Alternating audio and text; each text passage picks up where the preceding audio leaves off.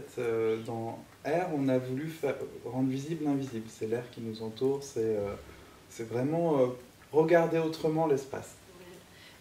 Vraiment, comme vient de le dire Adrien, notre travail c'est ça, c'est de rendre palpable l'imaginaire et l'irréel, et de rendre la frontière entre virtuel et réel tellement poreuse qu'on a l'impression que ça fait partie d'un seul et même monde. Donc on projette des images qui sont complètement intégrées au corps des danseurs, en tout cas qui rentrent vraiment en dialogue, en relation. On va parler d'interaction par exemple, mais on va plus parler d'une relation sensible et organique. Je suis jongleur en fait, et j'ai essayé de développer des outils numériques pour que Claire puisse s'en servir, mais qui sont aussi sensibles que le rapport que je peux avoir à cette balle. C'est-à-dire qu'il y a une notion de poids,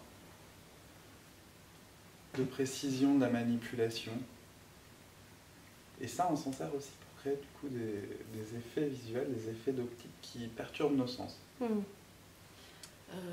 La rencontre avec Adrien était un choc, vraiment, parce que j'ai eu l'impression, et il l'a dit tout à l'heure, tout à coup d'avoir des outils qui étaient exactement à la mesure de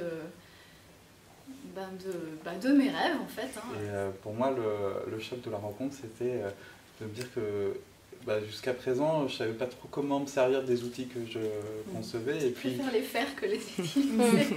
Et du coup, avec Claire, voilà, en plus, c'est un échange qui nourrit l'outil, c'est-à-dire qu'en dialoguant ensemble, on se dit « Ah, on aimerait faire ça ». En fait, on travaille avec des outils qui nous permettent, entre autres, de voir autrement les choses. C'est-à-dire, on développe sur mesure des outils informatiques qui permettent de faire vivre des choses qui sont immatérielles, parce qu'on travaille avec la lumière.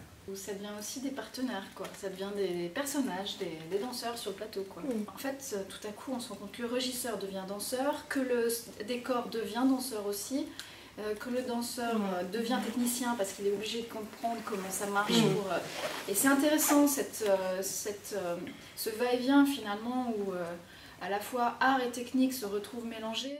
Pour moi, la technomagie, c'est quand la technologie est complètement imbibée justement d'imaginaire, justement de mythe, justement presque de croyance en fait, voire même de superstition, et qu'il y a une forme d'animisme en fait, technique. Et aujourd'hui, on a un rapport à nos objets technologiques qui est complètement imbibé de ça.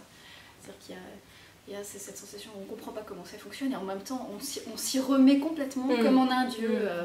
Voilà. On a gardé quand même de l'essence des arts du cirque, le plaisir du jeu et de la générosité avec les spectateurs qui nous semble essentiel et vraiment constitutif de ce qu'est le cirque.